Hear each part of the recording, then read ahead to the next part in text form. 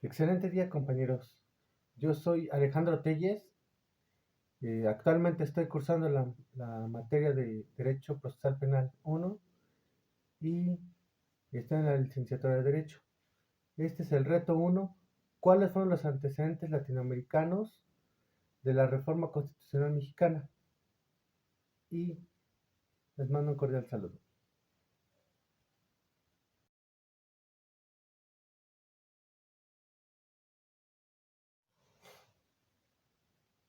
Como tal, vamos a hablar del análisis de la lectura de la revolución en el proceso penal latinoamericano, principalmente en la discusión de ideas legales desde la periferia, en donde vamos a responder tres cuestionamientos. El primero de los cuestionamientos es: ¿a qué se refiere el autor cuando afirma que las reformas en materia de justicia penal se difunden desde la periferia?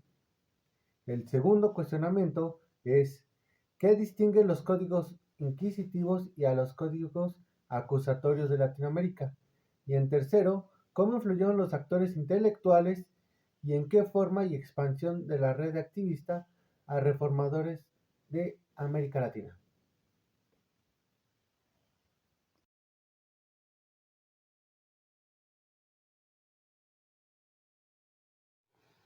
Bueno, respondiendo al primer cuestionamiento, primero tendríamos que entender qué es la periferia.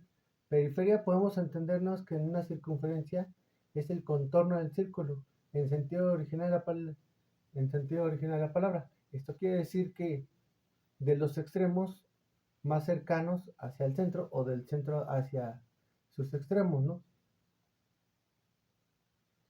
Ahora vamos a lo que el autor quiere decir. Principalmente, la visión del autor habla que en 14 países latinoamericanos y un número sustancial de provincias y estados latinoamericanos se introdujeron nuevos códigos, en este aspecto códigos procesales penales, a lo cual se analizaron esas leyes, esas normas y esas políticas públicas para que se difundiera desde el centro de la periferia hacia sus extremos, desarrollándose en países del norte al sur, en este caso del occidente al oriente.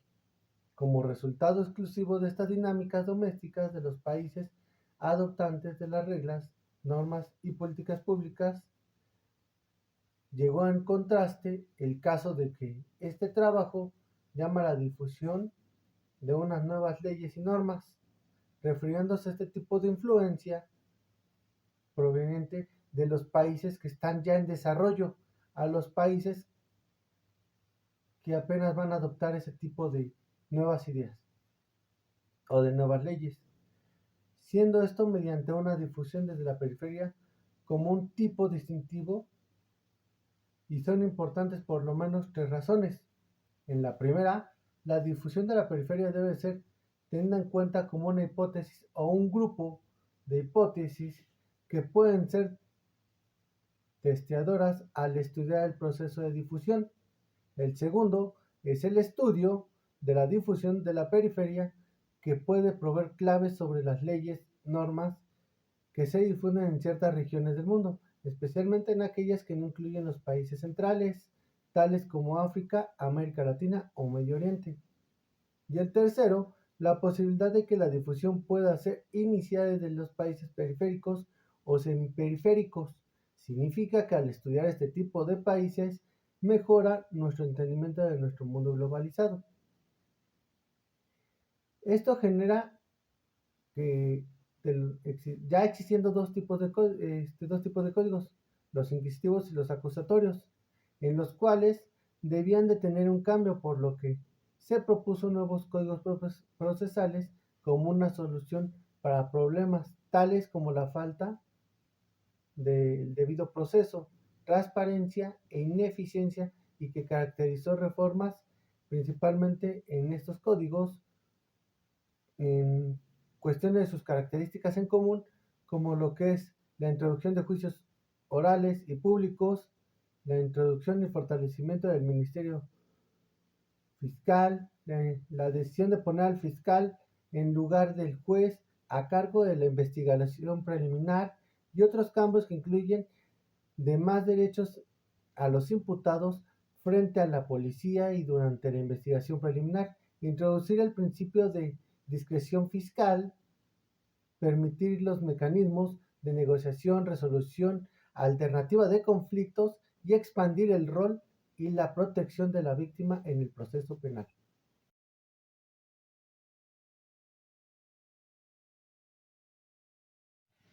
Una de las características del proceso penal es que identifica una ineficiencia en ese mismo sistema. Entonces, requiere unas reformas en la conversión de los procesos de los procesos penales inquisitivos en acusatorios, así como el sistema acusatorio se refería a procesos penales que son orales públicos si se distinguen de las funciones de investigación, juzgamiento y provienen del Ministerio Fiscal a la víctima y al imputado de un número de mecanismos para resolver el caso sin tener que ir a juicio. Este modelo también incluye amplios derechos para el imputado, participación popular y en el juzgamiento del caso y permite que la víctima tenga un rol más importante en el proceso penal. Inquisitivo, que se refería a los procesos penales que respetan los rasgos opuestos, que da tres lugares. En primer lugar, el proceso penal fue dividido en dos fases, principal y la fase de investigación preliminar, usualmente llamada sumario o instrucción, y la fase de juzgamiento y determinación de la pena. En segundo, es que bajo estos códigos inquisitivos, el juez estaba a cargo de una investigación preliminar. De este modo, el juez tenía al mismo tiempo el rol de investigación y juzgamiento, y durante la etapa de investigación preliminar, la naturaleza era muy inquisitiva. Y finalmente, el mismo juez estaba a cargo de las fases de investigación preliminar y juzgamiento. La fase de juzgamiento era naturalmente más acusatoria, dando así que el código acusatorio daría a los imputados, típicamente miembros de las clases bajas, más derechos contra el maltrato y castigo arbitrario por parte de la policía, fiscales y jueces. Esto en un nuevo código de forma acusatoria, ya no de forma inquisitoria, porque la forma inquisitoria era más señalamiento y era más circunstancia de decir que la persona era culpable. En forma acusatoria tienes la posibilidad de que la persona tenía más esa forma de poderse defender y de que no era completamente inocente, ¿no?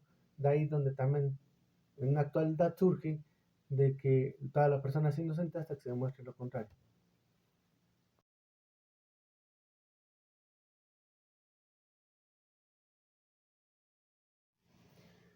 Por último, resolviendo el cuestionamiento 3, hay actores que influyeron mucho en la periferia de Latinoamérica.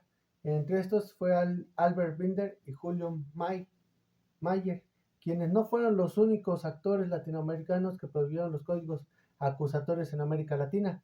Durante los años 80 y 90, una importante red del proceso penal surgió en esta región, en donde el trabajo de esta red ha sido un factor significativo en la diseminación de los códigos acusatorios. Los miembros de esta red han sido actores latinoamericanos que han trabajado con el sistema de justicia penal, incluyendo abogados, fiscales, jueces, profesores, estudiantes, legisladores, consultores, asesores, funcionarios del Poder Ejecutivo y oficiales de las agencias internacionales, destacando principalmente dos puntos. El primero, en todos los 14 países de la USAID, otros actores internacionales y o miembros de la red organizaron congresos, seminarios y programas de capacitación y sacaron las publicaciones para explicar a los líderes y miembros de las comunidades legales domésticas acerca de esta necesidad. Y el segundo punto que destaca es que en estos lugares, miembros de la red Actores Internacionales encontraron al menos una persona local con influencia política para abogar por el código acusatorio y proveer apoyo político a estas reformas. Entonces la USAID y los miembros de esta red ayudaron mediante el cabildeo a las legislaturas y actores domésticos para hacer estos puntos clave, ¿no?